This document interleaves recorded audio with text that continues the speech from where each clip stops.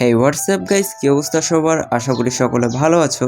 তুমি যদি jujutsu Kaisen অ্যানিমেটা দেখে থাকো বা জুজুৎসু কাইসেনের ফ্যান হয়ে থাকো তাহলে এই নামটা অবশ্যই শুনেছো, গেগে আকুতামি, যে জুজুৎসু কাইসেন অ্যানিমেটার রাইটার। অনেক রাইটার আছে যারা অনেক ফেস্টিভ্যালে যায়, ফেস রিভিল করে দেয় এবং ফ্যানদের সাথে মেলামেশা করে, বাট গেগে এত বড় একজন রাইটার হওয়ার পরও তার ফেস এখনো রিভিল করেনি, কারণ গেগে চায় তার পরিচয় দেখে নয়, তার ট্যালেন্ট দেখে মানুষ তাকে চিনুক।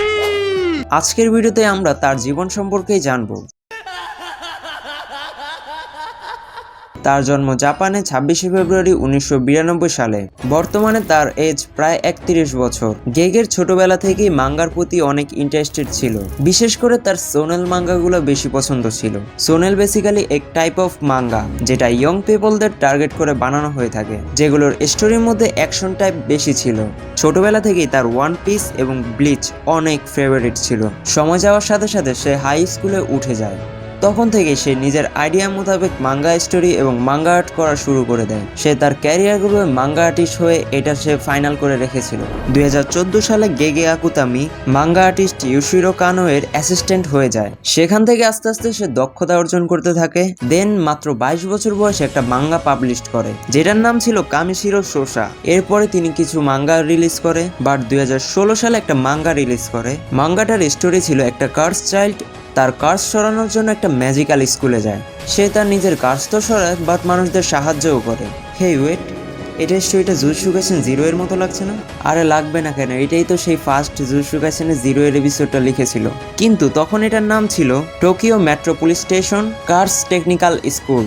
সে যখন এই মাঙ্গাটার উপর ভালো একটা রেসপন্স পায় তখন সে নতুন একটা মাঙ্গা লেখা শুরু করে ওই স্টোরিটার উপর, যেটার নাম ছিল জুজুৎসু কাইসেন। 5ই মার্চ 2018 সালে গেগে জুজুৎসু কাইসেনের মাঙ্গা পাবলিশ করে, যেটা এখনো একটা অনগোয়িং সিরিজ। পরে 2 অক্টোবর 2020 সালে এই জুজুৎসু কাইসেনটার অ্যানিমেশন বের হয়। এরপর তো জানোই কতটা পপুলারিটি লাভ করেছে এই অ্যানিমেটা। তাছাড়াও এই অ্যানিমেটা 2021 সালে anime of the year award পেয়েছে ক্রাঞ্চিরোল থেকে, যার সাথে সাথে গেগে 10th রিচেস্ট মাঙ্গাকা হয়ে যায়, সাথে $10 থেকে $12 মিলিয়ন নেটওয়ার্থ হয়ে যায়। গেগে আকুতামি তার পরিচয়মূলকভাবে গোপন করেছে যে আজ পর্যন্ত তার অরিজিনাল নামটাও কেউ জানে না। আর গেগে আকুতামি এটা যেই নাম, এটা হচ্ছে একটা পেন নেম, যেগুলো আসলে মাঙ্গাকারা ইউজ করে থাকে তাদের নিজেদের নাম লুকানোর জন্য। সো তার অরিজিনাল নাম কেউই জানে না। আরে নাম তো দূরের কথা, তার অরিজিনাল জেন্ডারটাও আজ পর্যন্ত রিভিল করলো না।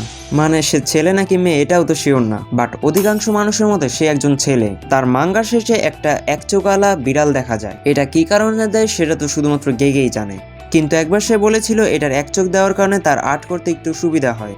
তবে তার একটা মাঙ্গায় একটা জিনিস লক্ষ্য করা যায়, যেখানে এক জায়গায় লেখা ছিল it's embarrassing to remove to costume. আর এখানে একটা মেয়েকে দেখতে পারছো, কিন্তু তার হাতে এক চোখওয়ালা বিড়ালের মাস্ক। এই কারণে তার কয়েকজন ফ্যান্স এটা মনে করে থাকে গেগে আকুতামি আসলে মেয়ে, বাট সে এটার কোনো অ্যান্সারই দেয়নি। 2020 সালে গ্র্যান্ড প্রাইজ উইনারের জন্য যখন আকুতামি সিলেক্ট হয়েছিল তখন ফ্যান্সদের মনে এটা হয়েছিল যে আকুতামি এবার তার ফেস রিভিল করে দিবে, যেখানে আসলে তো ইন্টারভিউ দেওয়াই লাগবে, আর ইন্টারভিউ দেওয়ার সময় তো ফেস রিভিলই হয়ে যাবে। সেই সময় গেগে আকুতামি ক্যামেরার সামনে তো এসেছিল, বাট শালার ছেলে মিকামারির কস্টিউম পরে আসছে, এমনকি তার ভয়েসটাকে মডিফাই করে দিয়েছে, যার ফলে মেকামারি ক্যারেক্টারের মতো ভয়েস আসছিল। অনেক অ্যানিমে ফ্যান আছে যারা গেগে আকুতামি এবং জুজুৎসু কাইসেনকে হেট করে। হেটার্সরা বেশিরভাগ একটা কথাই বলে জুজুৎসু কাইসেন নারুটোর কপি করেছে, কিন্তু এটা কিরকম কথা ভাই? তুমি যদি জুজুৎসু কাইসেন এবং নারুটো দেখো তাহলে দুইটা অ্যানিমে দুই রকম স্বাদ দিবে আমাদের। যাই হোক, আজকের জন্য বিদায় নিচ্ছি, দেখা হবে অন্য কোনো এক ভিডিওতে। ভিডিওটি ভালো লাগলে অবশ্যই লাইক করে দিবে, আর চ্যানেলে নতুন হয়ে থাকলে সাবস্ক্রাইব করে দিবে। যারা আগে থেকে সাবস্ক্রাইব করে রেখেছে তাদের জন্য আরিগাতো গোজাইমাসু।